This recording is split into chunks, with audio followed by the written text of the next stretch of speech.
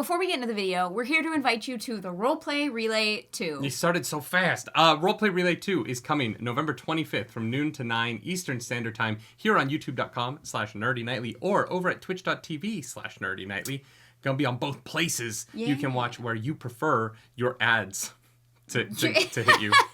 We're going to be raising money for an incredible charity, Cat for Kids, that helps the families of children with cancer. And so come on by. We're going to be fighting Santa Claus after the Stacy's Thanksgiving Day March. Yes, the legally distinct Thanksgiving Day event that happens on the streets of Newark, a elf city in Felrosia, our world that I built for Relay 1 that is a giant yew tree that was found by an elf named Nork. So, don't miss it. We're here for a good cause. We got a lot of incredible people involved, and it's going to be a really fun time. That's right. There's 16 players in this game. Wow. You're probably wondering how. Santa Claus is going to kill a lot of people. It's going to be a carnage. It's going to be bloodbath, and we're doing it for the kids. So that it's okay? Yeah. Question mark? It's all for the kids. Come November 25th. And now enjoy this video/reaction/ whatever we put this in front of.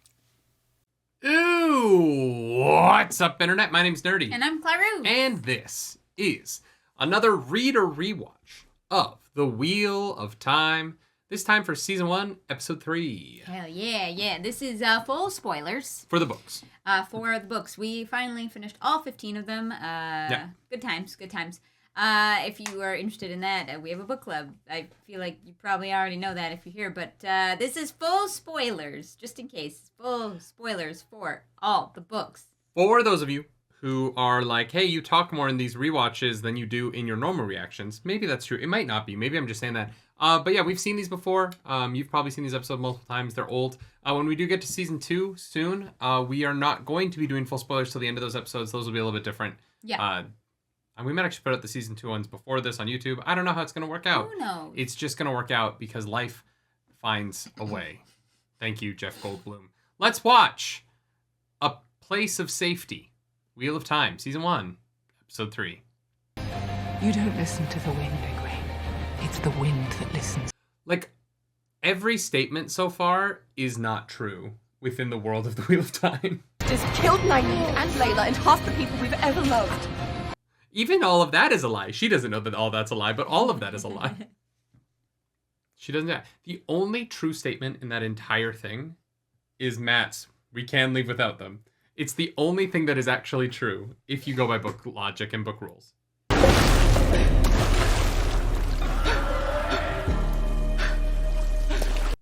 I'm realizing that without the scene where they like purify Egwene here, these pools are so random. That looks great. Yeah.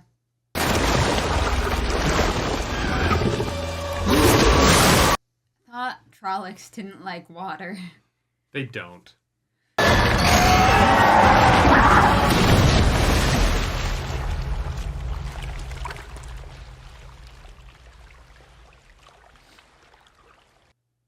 That's a great visual. Yeah.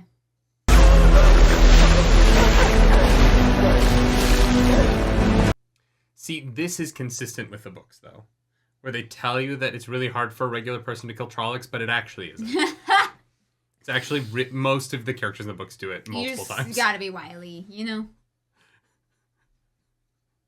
They're very dangerous until your character gets a name, and then they're very easy to kill. Yeah. Well, I don't know. That is book accurate. There's like 2,700 names or something like that, so. Yeah. And Perrin kills about 2,700 Trollocs. Oh, at least. Yeah, I definitely don't like the Trolloc going into the water there. Because it says that even like a tiny stream, they don't like it. Yeah. I also, like, a Trolloc dragging food and getting distracted to go eat another Trolloc just seems strange to me. Like, if it was so hungry, why isn't it just eating Nynaeve? Where is it taking? Like, where are they going? Yeah, I don't know. Why is Nynaeve the only person that they kidnap? Yeah. It's just one of those things where it's like all of it is just so that it happens. Yeah. But none of that scene really makes any sense. Mm-hmm. Except to give Nynaeve a cool moment where she kills a Trolloc in the pool that you cut out of the pilot. Yeah. The moment with Egwene, right? Yeah. And so it's like, it's the moment that was in all the trailers, people were like, wow, this looks really cool. It's just not in the show. Yeah. But honestly, I'll accept all of that over her just showing up here. Don't move. Or what?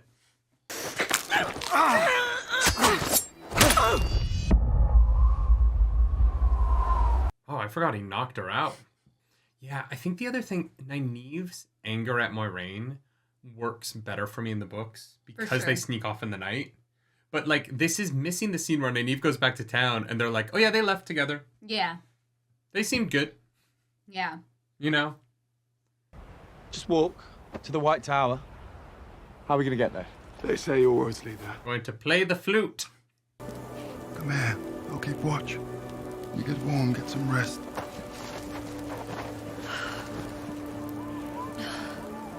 One thing I'm noticing rewatching this, the show talks about channeling as if it is like an external magic and not about embracing the source, which is so much what the books are about. Mm-hmm. Is like, how do you like hold the source within you? Mm-hmm. Whereas this feels like that concept hasn't been brought up yet. Like Egwene is trying to channel without touching Saidar. Yeah, they haven't, like... But, like, she should know if she's channeling because she should be filled with the feeling. Yeah, I don't know. It's, tough. I don't know how you represent that. But without that, I don't know how you represent the taint properly or how you represent the addiction feeling. It's the thing that makes the magic system unique. Mm-hmm. And the show just is kind of like, they just kind of do magic. Yeah. You said you tracked me. All the way from the Two Rivers to Shadalagoth. Said you could ask, not that I'd answer.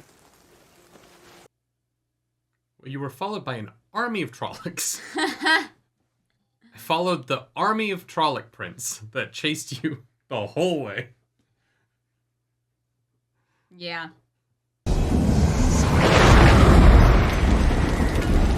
I forgot that Perrin gets the first, Oh, no, I guess Rand gets the first one. The first dream. Yeah.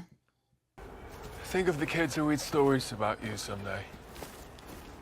Matt Cawthon. Prince of the Ravens. Yeah.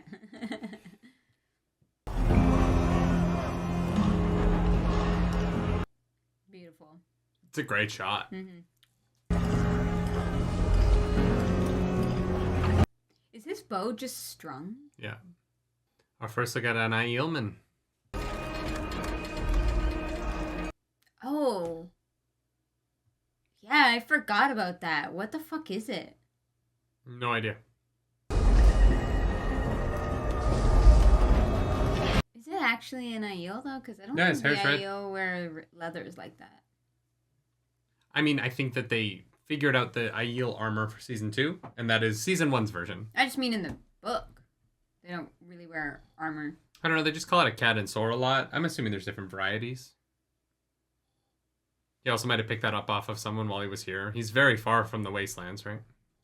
Because the whole world's breaking, that tortured soul I'm mad.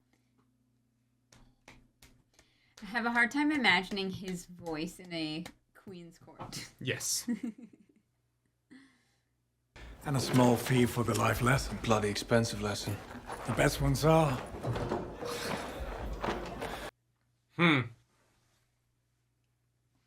It's an interesting introduction to Tom. Yeah. It's a version of Tom that I can't see dating Moiraine. No. Like, I have, like, because he's not in so much of this season. Yeah. Mm-hmm. I had really kind of forgotten. The vibe. Yeah. And it's not that the actor's bad, it just feels weird for Tom. Who do you think they could be? I don't know. Traders? Maybe white clothes. I feel like in the books, the wolves don't really start approaching Perrin until he reaches out. And The I love that in the wolves show, they're just obsessed with him. The wolves don't really reach out, I don't think. Right? He, like, meets Elias. Hmm. And is like, this guy's weird. And But then he kind of meets them in the those dream world wolves. first, right? Does he? I thought he met the wolves with Elias first. And then Elias helps him, like, reach out to them. I don't know. Yeah, no, I thought he met Elias's wolves who, like, he was able to, like, feel and was like, oh, this is weird. Isn't she a bit young for you? Thought Moraine was more your speed. We know Matt likes an older woman. Being the Dragon Reborn. It's a bloody joke. And the worst kind, one that's gone on way too long. One of the tough things about the way they set up Matt in the pilot is it's harder to see the dagger's influence on him. Yeah, I know. Like, he doesn't have much of a shift because he's kind of a shit in the first episode. Yeah. And, like, Rand isn't surprised by his demeanor. Yeah. Because it's just kind of how he is. Yeah. Like, always. Like, it doesn't... Yeah, it's interesting. It gets through it faster, which is maybe what they wanted in order to compress the timeline. But it does lead to, like, less kind of change. Back home, I was pretty well off. Horse trader. Thank goodness you're here. He Everybody! knows horseflesh. Yes.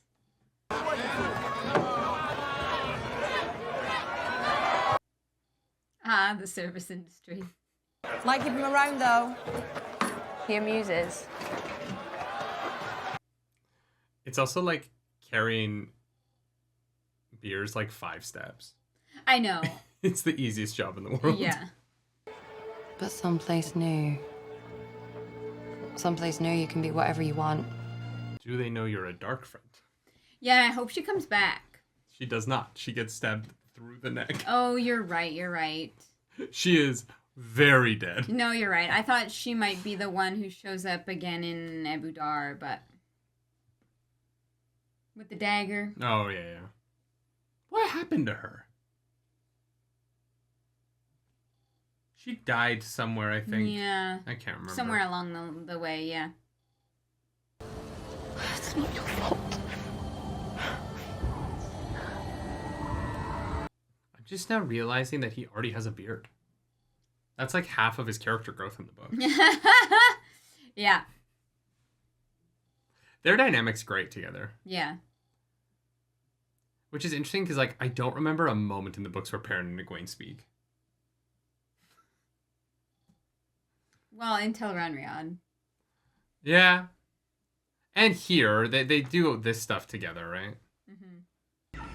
That's the important bit. Go on. Say it. The Tinkers are creepy as fuck. I know. Maybe it's just because we just watched Midsommar, but... Their clothes also not that bright. No. We don't know this song. Like, Aram might as well be in Two Rivers Wool. Yeah.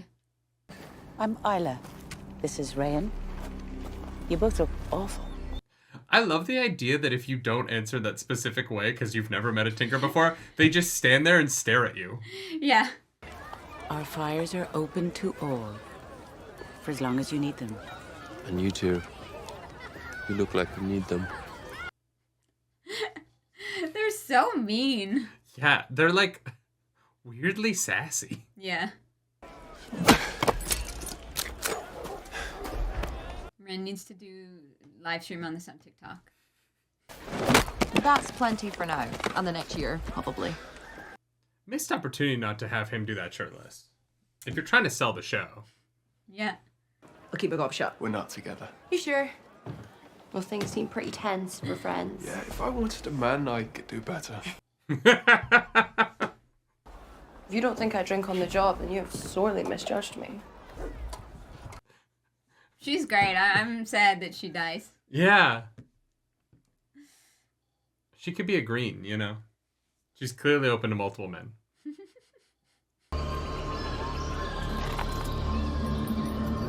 Lan, what do your elf eyes see?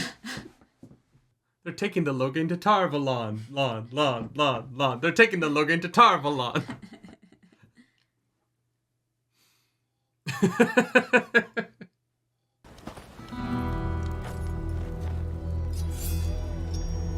What are you doing, boy? They're about to have a draw. The guitar strum did make it seem that way. Before you could lay a finger on me. I've not survived Trollocs to die at the hands of a singer. Like, why does Tom have stirrups? Or, what are they called? What? On his boots. I don't think he does. It's just the sound of them. Help me get him down. I'm trying to think what that stone could possibly be. No idea.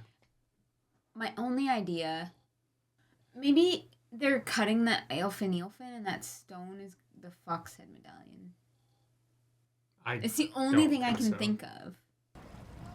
We've all had desperate moments. Tell me when you're finished. I love that line. I've got sisters who need me.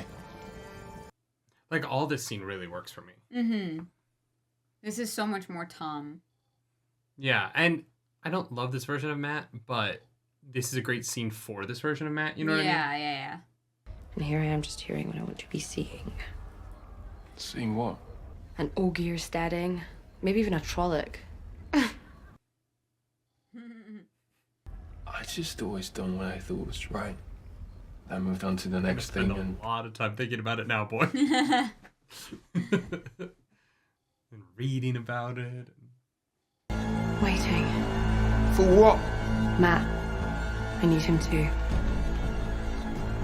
She has no idea if Matt's coming back. She's just gonna hold him there forever. May your soul find yeah. water and shade. Things that meant nothing to me the first time through. Yeah, right? Don't let me find you hanging in a cage someday, huh? There's no cage. No. The cage is not there. Yeah. Yeah. Matt, and you don't Tom find him. doesn't find him. It's fine. Rand, come on!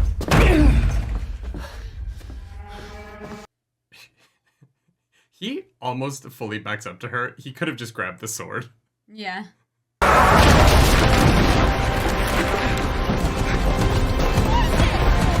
Like, the geography of the two of them in that room is just so weird. Yeah. In terms of a confrontation. Yeah. They kind of stumble at the weapons, but they don't show that she's, like, martially good or something and, like, is able to, like, really hold them off. Well, I doubt she...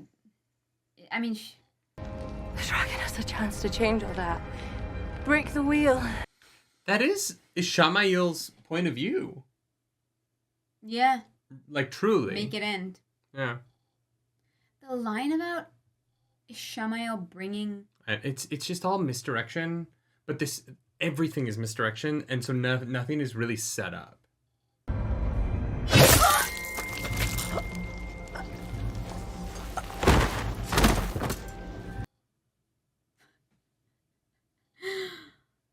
Goddamn. You hear her. She's a dark friend, boy. Sworn body and soul to the Dark One. Tom's like, I don't give a fuck! Yeah, he doesn't care. Suit yourself if you think the fate will be better for company. Where are you going? East. And fast. Are you coming? Wait, let me get my jacket. It's really nice.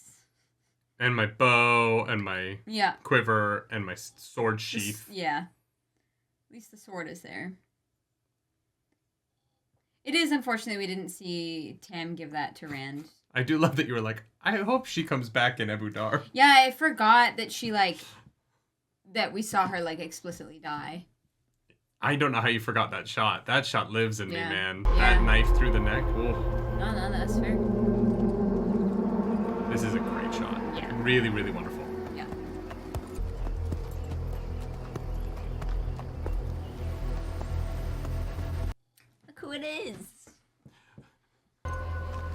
Ain Sedai. Leandrin Sedai. No, she's dying. Yeah. We captured a man calling himself the Dragon Reborn. Yeah, they do that a lot. Yeah, I know, that's your whole thing. Yeah.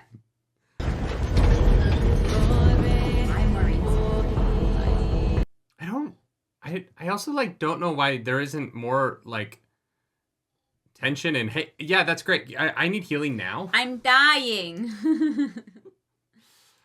Okay. Yeah. I don't really remember what we thought of this episode the first time. I don't either. But I think that I remember thinking, wow, does not a lot happen? And that's not true. A lot happens here. And there's some great calls forward for the books. There really are. Mm-hmm. And I think that like there's some stuff in here that is sets up some stuff really well. But The mad hanging line. Yeah, and there's a lot of that foreshadowing stuff that's really interesting. But it really is fascinating rewatching this and really thinking about like what is set up about how this world works. Mm-hmm. And that stuff to me is the stuff that is the weirdest because it's all wrong. Like everything is just kind of word vomit about it kind of feels like you like ran Wheel of Time through ChatGPT and we're like, how does the power work in Wheel of Time? And it's like, well, the women have one power. And you're like, that's not what it is. But the fact that we're 3 episodes in and like the taint hasn't really been described. Because there's this whole thing where Matt is about to be tainted and like like we're going to ask Tom to explain the taint to the boys, right? That's a whole part of this that the boys already know about before they meet Tom in the books. Uh-huh. Because that's like people understand how the world works. Yeah. And these characters don't understand how the world works. And it creates like a really weird, like the fact they've never heard of Tinkers before. Everything is new information to everybody on here in a way that is just really fascinating and strange. Mm-hmm. The legend of the dragon is so well known. And yet at the same time, like our characters don't seem to understand how anything works. And I don't really... In terms of the dragon? And the one power and... Well, they wouldn't know much about but they the do one in the power. books. Not at this point. The only one who is doing... Who is Egwene. The only one who knows anything about the one power and how it functions at this point is Egwene. But everybody knows that male channelers went mad and broke the world. Like that is like known information in the books. And so it what makes isn't you think here. You think that our characters don't know that because the audience hasn't been told yet? Yes. Okay. And because they don't interact with it. And so everything comes up like at the moment it's necessary. Mm-hmm. And they're foreshadowing stuff from like 5 or 6 books away that may or may not happen on this show. Mm-hmm. But they're not actually foreshadowing the events of this book. And I find that really interesting. Mm-hmm. Like Matt, because Matt was kind of already a shit before he got the dagger, mm-hmm. the idea that they're going to view Matt and the dagger changing him as the taint kind of just comes up in the same in the episode where it's a problem. Wait, what? Sorry, say that again. We're not there yet. But like the idea that male channelers go mad. Uh-huh. That hasn't been foreshadowed at all here, right? Foreshadowed. Why does it need to be? I'm sorry. I'm very confused. Because there is danger in men channeling. Yeah. Right? Uh-huh. That is set up from the very beginning of the books. And the show, yeah. Not really, though. Well, that's what like Leandrin... the danger of Loghain, but that scene doesn't set up how the one power works. That scene sets up, like, she says it's a power for women, and that's not what it is. No, but, like, she's like, the madness has him already. Like, he's, like, seeing a dude who's not there. Totally. And, like, Matt mentions, like, going mad. Yeah, but Loghain, Leandrin doesn't have a reason to lie to that man in that moment, and Leandrin knows how the one power works. Yeah, she's not lying. But she is 100% lying. Or she's just saying shit to say shit. No, that guy disappeared. Right, but she says Uh-huh. that when you touch it, you taint it. The one power, it is for women, which is just, like, none of that is true. None of that is even, it's not even close to true. No, but it might be true for her. It's functionally wrong on every level possible. I agree. And that is what has been introduced in the show so far. And so when it's not that Logain touches the one power, makes it tainted, and then it makes Logain mad while he's tainting the one, like, that just isn't how this functions. Mm-hmm. And it is so wild to me that 3 episodes into the show, like, this isn't how this works. And I think that it's why, for me, the male-female weave scene revealed late in the season really came out of nowhere the first time. And I think will come out of nowhere again. Because it implies that, like, we've never... The misdirection in the show of who these scenes are from the point of view of gets really muddled in who is weaving when. And, like, Egwene can weave the fire, maybe, without feeling that she's connected to Saidar. Rand doesn't need to connect to Saidin to burst through the door. How do you know what she's feeling in that moment? That's fair. Look, the whole envisioning a flower bud and it opening up, like, I don't know how they're supposed to show that. I know, but it is the only thing that makes this magic system interesting. There is very little else about the magic in the Wheel of Time that is in any way unique, because otherwise it is just people waving their hands and magic shit happens. I will push back on that. The different elements and weaving them together and how you use what to achieve your goals, and men being stronger in certain elements than women typically, like, those are all very interesting things, and how, like, certain none of those are unique. Work. Those are very common tropey magic things that are across a lot of fantasy. The unique element of the Wheel of Time's fantasy system is the one power is split in two. Those two sides work very differently, right? They function inherently differently for the different genders.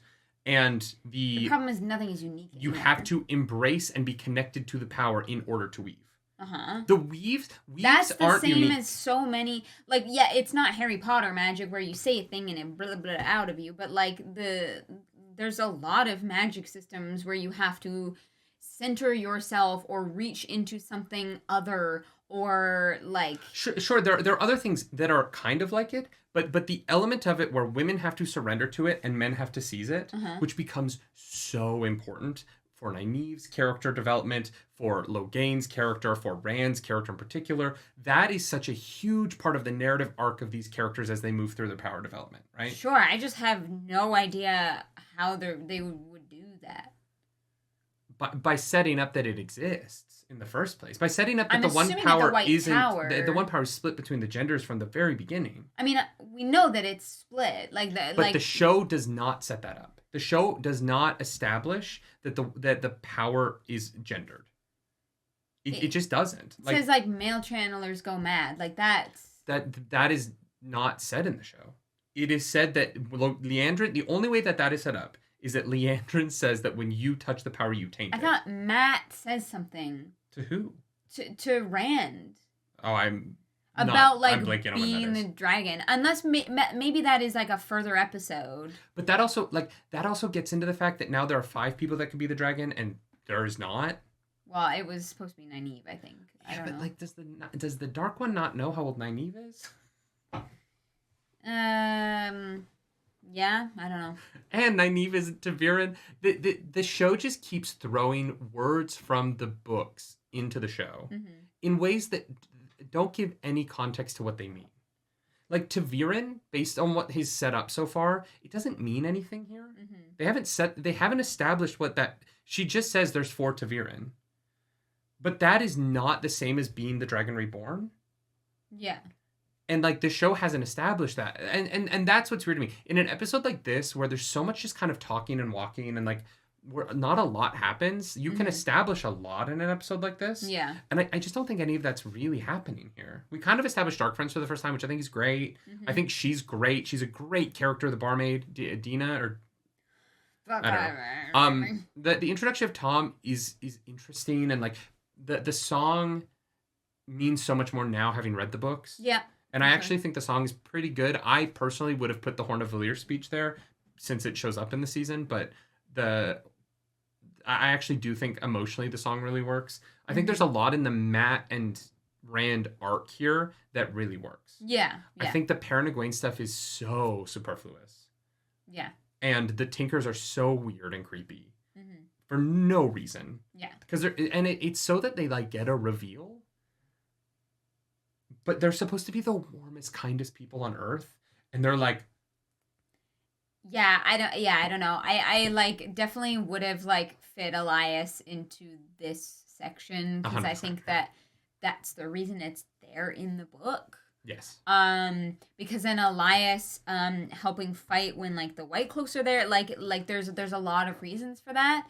And I know I think Elias is in season 2, like they've been cast in, right? Yeah. Yeah. So like, or at least we've seen someone with golden eyes. I don't know if he's Elias or if he's Huron. Huron doesn't. But they've mixed together. No, I think that those two characters are being like conjoined. Oh, so they're not gonna have this sniffing violence thing. But I think it might come from a lot. I don't know. Okay. I mean, we'll find out when we watch it. But yeah, the Tinker stuff is super weird. And the next episode, I remember being great with them. Yeah. It's just introducing them as creepy to have and there's a few things like that here where it's like. Because we need them to be creepy so that the TV audience is like, ooh, what's going on? Instead of just introducing them the way they would behave. Well, and they're not like creepy in the book, but like they do like kind of their dogs like try and like scare them off. Like it's not like a warm welcome, and I think that would make more sense than do you know the song, and we're just gonna awkwardly stand here until Aram steps in. Like, yeah. What do they do if the people just don't answer? I don't know. What if the people are like, I know a bunch of songs. Do they answer? Like, which one do you want to hear? It's so that playing, and honestly, the Moraine Land Nynaeve stuff is just so. It's so random. It's not necessary. It just is an episode to have them not do anything so that we can have episode 4 be with the Aes Sedai. But there's not really like a reason. It's weird. Yeah, so we can meet Logain. Yeah, I just think that Logain is going to be integral to the series. In a show that was condensing a book down. There's a lot of weird time here. Yeah. And this episode, I really felt it. In the way I didn't really the first two. The first two felt rushed. Mm-hmm. And this episode just felt very drawn out. Mm-hmm. And like Rand and Matt both have been so flirty with Dina was so strange to me. Because it implies that like the Two Rivers is this place where like people are like fucking. Yeah. And like very casual about it. And that just doesn't feel like the Two Rivers in a way. And I feel like I'm being really negative. I really do feel that way. And I don't want to be because like I'm like I like the visuals and I like the casting a lot. I'm really like I think that all the acting is great. Mm-hmm. Just some of the choices are weird about like how things are set up and like what's kept in. Because even if you like took like individual scenes, like there are good things there in like in the character moments and in some of the like writing beats, but it's just like overall story wise, now knowing where it goes, it is even more confusing. Because I think we were also confused about how the One Power worked when we first watched this. But we were like, no idea. But we were like, I think we're supposed to really not understand it yet because our main characters don't understand. But I don't know. I just think that I think that from a fantasy standpoint, establishing what is really unique about your world really early on is so helpful because the show in rewatching it now, the show feels so generic. And part of it is the CW Egwene Rand thing. Yeah. And I know that it feels less so once we kind of get to Tarvalon or to Caemlyn. No, to Tarvalon. Oh my god, they go to fucking Tarvalon in this season. Like none of that makes any fucking sense. Yeah. Which is crazy. It's crazy that the first time I was like, was this all, I don't understand why book people have a problem with this. It makes sense. And I'm like, it doesn't. None of this makes sense. And that is what's so strange about it. Is I understand, like, the book cloaky stuff that was like, everything has to be one for one. I can't get behind. Oh, that's stupid. You can't tell the same story in different mediums and expect a good result. Like, if you put the books 1-to-1 on screen, dear fucking Christ, nobody would get through this log. Yeah. Like, for me, though, 3 episodes into the show, one of the questions I cannot tell, as having now read the books, is what was it about this story did you want to adapt? It kind of feels like people were asked to adapt a thing, and they're like, okay, sure. And they read the Wikipedia for it. I have a But Rafe is like, I love this series, and Sarah Nakamura, I think she's the woman who like is the Jordan expert on the series. Like, I think that they the way they speak about it is as if they love it so much, and I kind of wish I felt that a little bit more. Yeah, I have a feeling, and this is a hunch that is based off of basically nothing. Okay. We kind of talked about how maybe they wanted to do the Wheel of Time because Jordan never got to wrap up the Sanchin slavery stuff. And you think that they're doing it to, like, fix that? Well, because apparently, right, Robert Jordan had plans for a book or books about the Sanchin. The Outrigger novels, yeah. Yes, to kind of address all of that bullshit. And so I have a wild theory that that they made this series to, like, kind of, like, fix that part of the ending. And the reason that, like, from what I've seen from season 2, the Sanchin which is show nothing. We haven't watched it. Yeah, which is, like, the promo stuff for it. There's a lot of Sanchin in there, and we know, like, from photos and stuff that, like, Ishamael is working very closely with the Sanchin, and so they're, like, the bad guys. And my hunch is that this series is adapted for television to deal with the Sanchin. However, which is interesting. I would have said that it's that they were fascinated by, like, everyone wants more, like, female diversity on screen, and they're like, oh, we'll do, like, a female Aes Sedai show, and, like, that is what is fascinating to them. Maybe it kind of feels like that is what they're most interested in. Just from watching this, right? Okay, like, you know, making Rosamund Pike the main character with Moiraine. That's fair. Really leaning into getting the Aes Sedai in so early, you know. And I think that a stronger way to have done that would have been to have set up the way in which the Aes Sedai use the power earlier. And I think that I think that I would have a better understanding of them. Yeah. But yeah, the show in hindsight just kind of feels generic in a way that having now, like, in the last year, it's the year and a half, however, 2 years since this came out, there's been a lot of fantasy, right? Like, you know, we got House of the Dragon season 2 and we got Rings of Power season 1, and I still think this is better than Rings of Power narratively, but it's, you know, based on something, and Rings of Power is trying to create something from, you know, the back pages of a novel, and some letters and yeah. You know, whatever they could cobble together. But, you know, I think that when I look at, like, of the 3 of those, and I look at what House of the Dragon is doing in terms of, like, really, like, deciding what that show wants to be in terms of making it unique and different from Game of Thrones, and the way House of the Dragon really feels like a different show from Game of Thrones, and the very strong decisions that were made there with, like, the time jumps, and those didn't work for some people, right? But it was the strong choice that they made for that show that makes it feel like its own entity. I wish that this show had done a little bit more of that. And, like, I think that I would have a better understanding of why the weaves aren't showing up every time someone channels if it had been explained what those were. But Moiraine just kind of does that in the first episode sometimes. And that, I still don't know what those are if I'm just looking at the show as the show. I just know that it's magic stuff. And I don't know. I don't know. I feel like I'm being so negative, but it is fascinating going back and watching this again and just kind of sitting with the first book and being like, there was so much in there that just isn't in this show. And I don't know.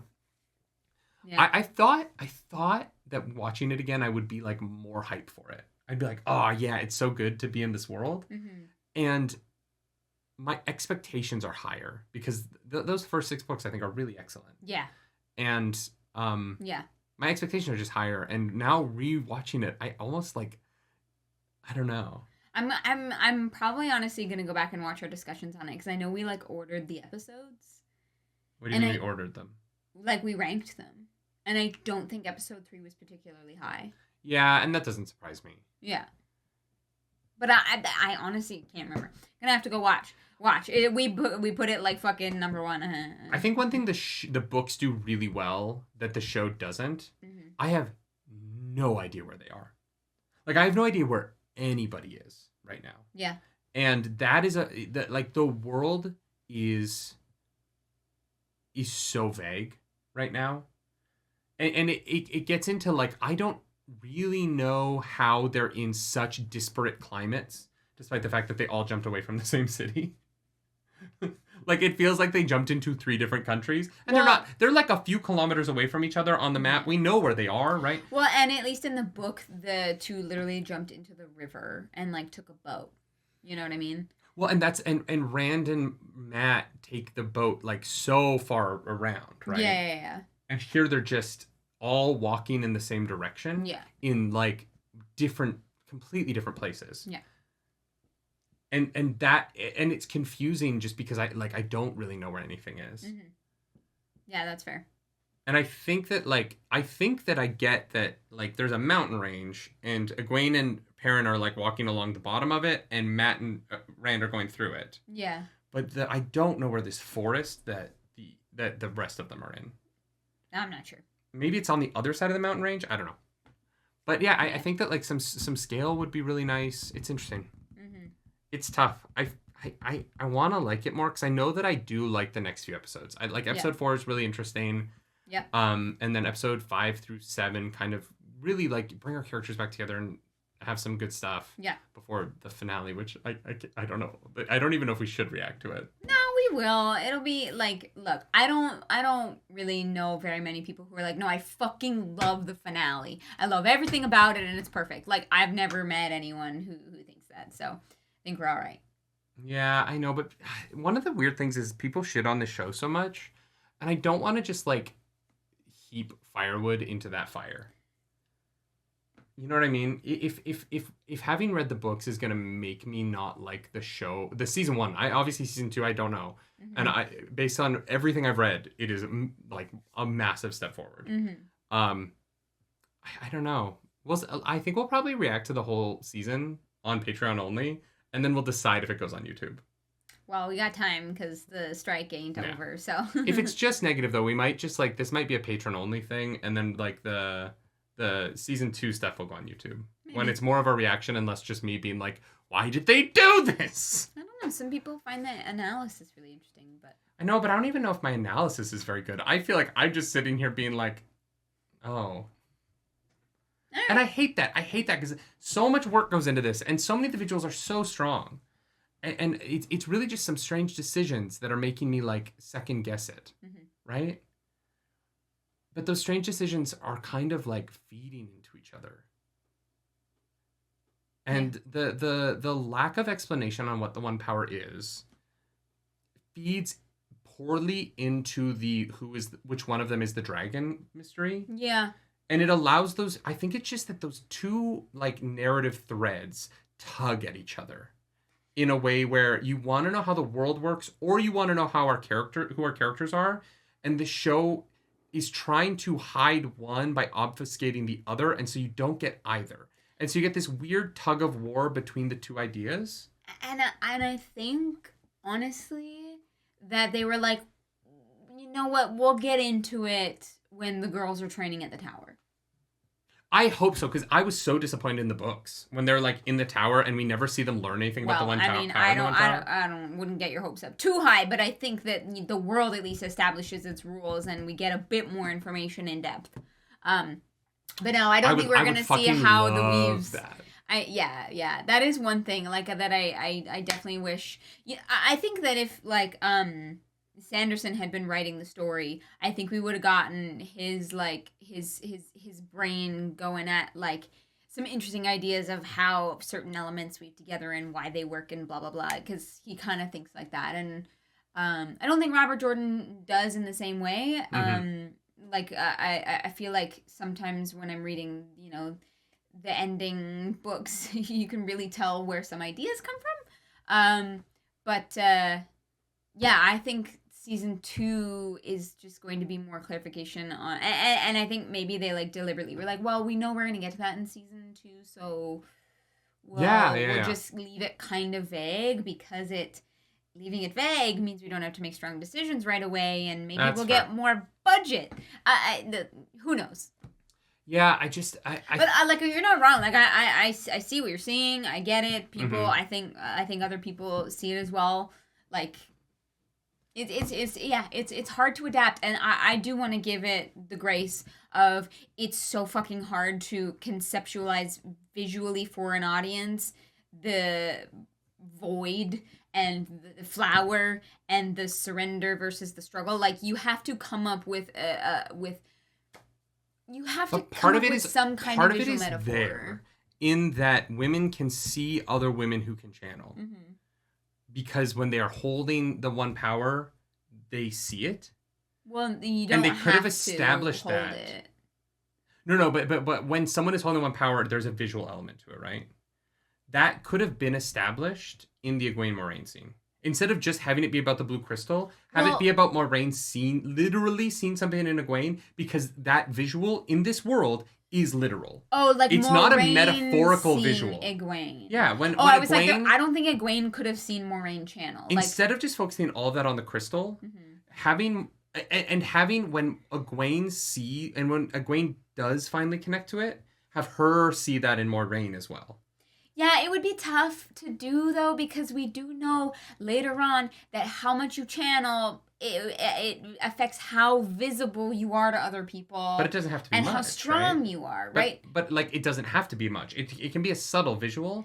But I think that like establishing little things like that earlier mean that you don't have to retcon stuff like that in later. And then season 1 doesn't work visually with the rest of the show when they're like, oh yeah, and also you can do this. Also, like the Nynaeve thing, the books gave them a way for Nynaeve to find them, right? The books have the explanation. Yeah, and then the goes show just away. Doesn't. Yeah. Like, here's the thing. I'm kind of glad the show didn't introduce that you heal someone and you can fucking follow them forever, because that's way too fucking complicated with so many of the like Black Aja. Like, I know, but I really don't like that they replace it with just nothing. No, I also hate that. It should have just been the Trollocs or whatever it is. Like, the Tell. I followed an army. No, but they needed it to be the Tell so that in episode 8, Moraine can have a Tell. Anyway, we need to move on from this because we're talking too much. This has been like a half-hour discussion. But I just... Oopsie. I do love the world. And I so want it to be good. And because we haven't watched it in so long, I have a little bit of rose-colored glasses. And like because it was the only fantasy we were enjoying at the time, and it was right after we locked down again. Yeah, it was such and I think that part of my issues with it are the book knowledge and things that didn't bug me the first time. They're more glaringly obvious. Like, right? Why are the wolves just like following Perrin? Like having read the books, that just isn't what it's not what that relationship is. And all of those scenes could have been them and Elias. Yes. I agree. And there's no reason for them to just like stumble through across the plains for an entire episode doing nothing. Yeah. When you like there's nothing in those scenes except like, oh no, the wolves are after us. Yeah, they light a fire and they run from some wolves. But they're not, and that isn't what his power set is, and it just isn't how that functions. And so now when Elias has to come in season 2, I don't think the wolves are chasing them. I think that they're herding them towards the Tuatha. Sure. But now in season 2, Elias is going to show up and he has to explain all of that. Instead of just having Elias here and simplifying all of this down and having Elias just be present, Elias has to show up later. And this is the problem with not setting things up well, is when you need to explain those things, you then have to also have the character introduced in the future who explains those things retcon the things that you've done. Yeah. And no, I hear you. You actually waste time in the future by wasting time now. Yeah, I think that Elias should have been here for this. Because there's nothing else in the episode, right? It's not like they replaced Elias with something. Yeah. They were just like, oh, there's just wolves after him. And it's like, okay. Yeah. That and I think that goes somewhere, because doesn't a wolf lick Perrin in a couple of episodes and his wound heals?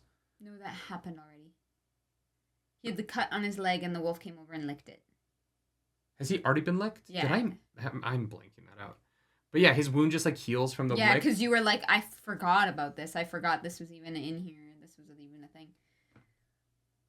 Yeah, it's all kind of blending together in my head. I'm trying to remember what's show and what's TV, what's book. But yes. Yeah, that that doesn't exist. You know what I mean? Like, that isn't a power. Unless he gets licked in the dream world, but I don't think that heals you in the real world. No. I don't know. It's just stuff like that like they have to either commit to, and now Perrin can fight on and get licked to health, or they're going to retcon it later. And like, not when you could just have neither, because there's no reason for Perrin to be injured for all of that. It doesn't change anything. It doesn't affect the story at all. So they invented a problem, and then they invented a solution to fix that problem that just kind of creates more problems. Yeah. And I feel like the show kind of does that while also cutting out stuff from the books that is great and makes the series a New York Times best-selling series, right? And the tension of that is very strange in hindsight. Mm-hmm. Yeah. Yeah, no, I agree. Yeah, this has been fun. I hope you guys didn't hate it. This is what book club is. So if you like this, go watch me complain for 230 hours to get through the whole series. Oh, please. We had like 0 complaints for the first 6 books. Yep, and then they started piling up. As my complaints piled up, so did the viewers' complaints about me. Oh, well. Someone wrote on, I think it was the last book club, they were like, oh, finding out that Nerdy's autistic makes this entire show make sense. Wait, you couldn't tell? And I was like, I don't know if that's like, or no, it helps me with all my problems with him or something like that. And I was like, oh, you're like, I don't know how I feel about that. Is that yeah, I don't know. Yeah. Cool. Yep. Cool. What? Nothing. Why are you laughing at me? I'm not laughing at you. That was just an interesting comment. Like, oh, I feel differently about him now because there's a reason. Like, I don't get it. I don't understand what that's supposed to. I don't know what to do with it either. But it's been living in the back of my head because I'm like, am I? I don't know. Don't worry about it. You know what?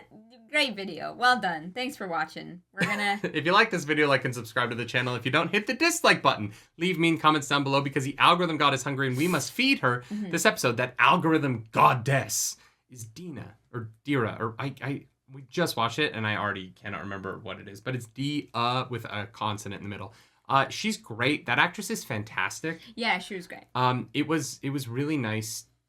She's just awesome. Like, she really is a highlight of the first season of this show, I think. Yep, absolutely. She sets up the world really well. The whole Dark Friends thing. The fact that the Ashamael is communicating through their dreams, but also hers, is such a nice little touch. Yeah. And I do wonder what she means by Ashamael brought the dragon to the Dark One. I wonder if that's going to come up in the show in a way.